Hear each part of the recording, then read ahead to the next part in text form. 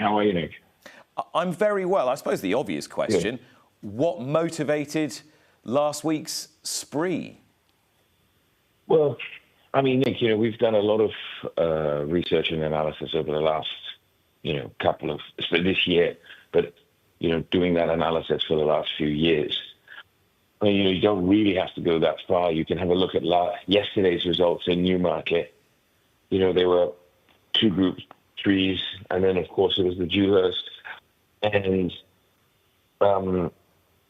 just have a look at, what actually is competing. In the Dewhurst, in the Group 1, you had 4 homebreds horses. 2 belonged to Godolphin, 2 belonged to Coolmore, and you had an outsider of a fantastic little partnership there put on by the Brighton boys, and Hugo Palmer had that runner. And it was again won by a homebred. The first race was your, Group 3 that was won by another Juddmonte homebred. It has become a situation where in racing at the moment, the very, very difficult to compete unless you are getting into, the bloodlines, purchasing those bloodlines, now in order to try to build a team of your own homebreds, your own very high-level pedigreed horses for the next 2 or 3 years. And you've got extra investment into this project as well. Just tell us a little bit about Evangelos Marinakis and how you and he are going to work together. I mean, at the moment, it's too early at the moment to discuss that because we are in the process of doing that. But, we are going to need to bring in extra investment, obviously, in order to compete the next few years. Coolmore is comprised of 5 or 6, very, very wealthy individuals.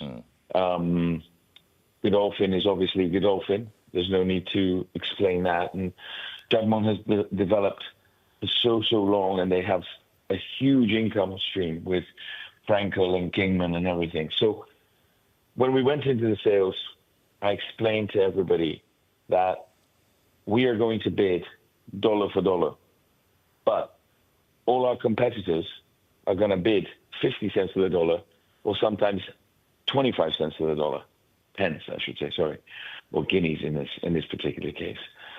And, I had to explain to a lot of people who don't understand is that most of the times when you go into the sales, it is almost impossible to buy this kind of bloodline and this kind of pedigree.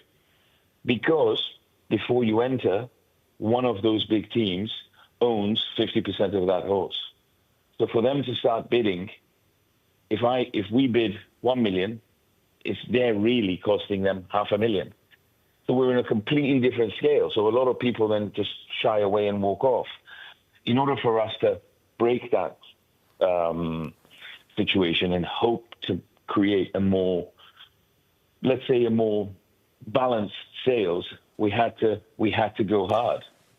Well, we didn't have a choice. You went hard. We didn't have a choice.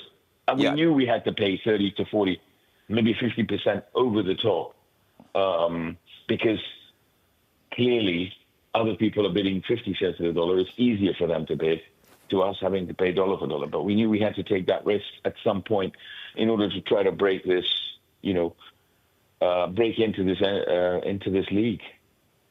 Well, you've definitely done that in some style this week, Kia. But of course, what that means is that you have to keep doing it. If that's your strategy, you're going to have to keep doing it in perpetuity to make it work, and then to build up the sort of stock and the seed corn for you to build the empire that you're talking about. Is that what you're really? Are you empire building here? Are you sort of trying to be another superpower? Get in 5 or 6 big players of serious wealth and sort of take on Coolmore and Godolphin and try and play them at their own game? I think, it's not so much that we're trying to build an empire.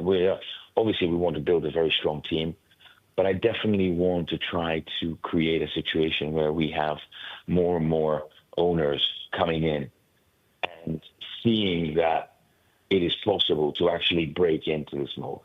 I think actually it will be good for players like Cornwall and Jugmonts and Godolphins, because the more owners you have coming in and the more balanced the sale is, and the more you see different people on the podium.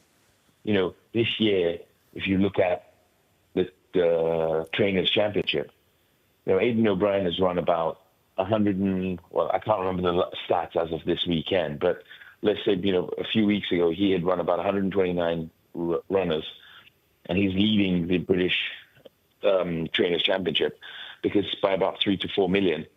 To the next person, who is Andrew Balding, who's run 7 times more than he has. He's run over 800 horses, and he's at around 3 million or 4 million in terms of profitability.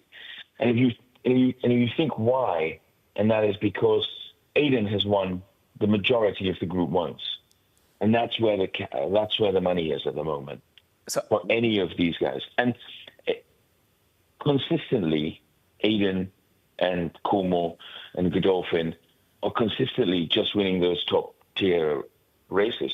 Now, if we get lucky and strike a King of Steel, which is going to be one, it's like, finding a, needle in a haystack, because you have almost 4,000 horses going through Keeneland. You have another, 3,000-4,000 horses going through Tattersalls. And I don't even talk about Goffs and other sales companies that these are going through.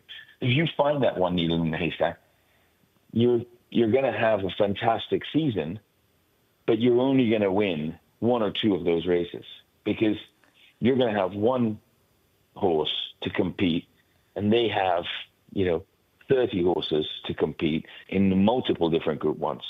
So you can't run every single race. They can. Kia, what fascinates me is that, you've articulated the finance of this, and you've talked a little bit about where you want to go with Amo Racing. A lot of people will have observed your operation over the years, and you'll have heard this as well. Like, your ears are open all the time. People will say, well, he'll be gone in 12 months' time. All these owners, they come in with lots of money, they spend horses, they have a couple of Group 1 winners, they have a few failures, and off they go to the next thing. What is keeping you in this game? What is it that you have experienced or you want to experience that's keeping you in? Well, I'm probably a bad example because I'm a sports person. All my life, all my businesses are around sports. And as you know, I'm very, very passionate about, my sports. I love my football. I love the NFL, the NBA, and racing is something of a humongous passion for me. I've heard that, at the very beginning when we first entered, people would say, well, he's going to be gone, he's going to be gone, he's going to be gone. But, we've been here 7 years now and counting. And we started, as you know, I started owning my first horse in 2003, 2003, I think it was. So it's well over, 20 years that I've been around. But the reality is that I think the sport is just incredible. I'm very passionate about it. I love these animals. I think they are just, some of these are just some of the most spectacular animals. And as I've gotten deeper and deeper into it, I also love the people that are around this sport. You look at, the trainers, the guys that are, I have a huge group of people in Ireland that I see are so dedicated to it. These vendors as well, you see a lot of vendors that are family-owned, groups that are putting out a lot of their own time. These guys, some of these guys get up at 4:30, 5 o'clock in the morning, and they finish 7 o'clock at night. I mean, it is not that simple. The sport is not that glamorous behind the scenes of the people that are actually doing the work. And then, of course, when you get to these meets like Royal Ascot, like Goodwood, like York, like Newmarket, that's where, the glamour of it comes into it, I guess. And that's where, you're doing the Champions League or the Super Bowl of racing. And I think what I'm trying to do, and I hope, and maybe, maybe people will say you're crazy, but what I'm trying to do is to try to open up the sport to more and more people. Because if someone looks at me and thinks, he can do it, so we can definitely do it. Whereby before, when people look at the sport and they go, yeah, okay, well, that's Coolmore and Juddmonte and Godolphin, so, forget about it. We can't compete with those guys. I'm trying to break that mold, and hopefully we're going to get a much more balanced, determined group of owners coming in. Kia, final question. Are you going to play hard at Book 2 this week? Well, no, because we were going for pedigrees of outstanding nature, and that's why we played hard in Book 1. I told everybody at the very, very beginning of the year, my 2 sales this year will be my 3 sales. I was at Phasing Tipton, Book 1, Keeneland Book 1, and Tats Book 1. And those were my 3 concentrated sales, because that's where all the best quality of horses are going to be in terms of pedigrees, and that's what we have to go for. Now, Book 2 will be much more racier horses, shorter speeds. So you probably could, snap the right, Ascot horse or the right, group horse. You might get another Economics or a Desert Crown if you're looking in the right place. Correct. You could. And Book 2 has always been a very, very strong book for Shadwell in history. Shadwell used to be the players in Book 2, and they have done extremely well out of that.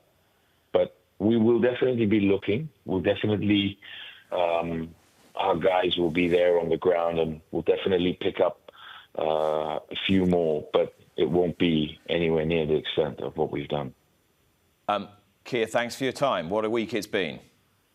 Thank you. Thanks a lot. Kia Joorabchian. And I suspect there might be 1 or 2 more Amo purchases in the next few days.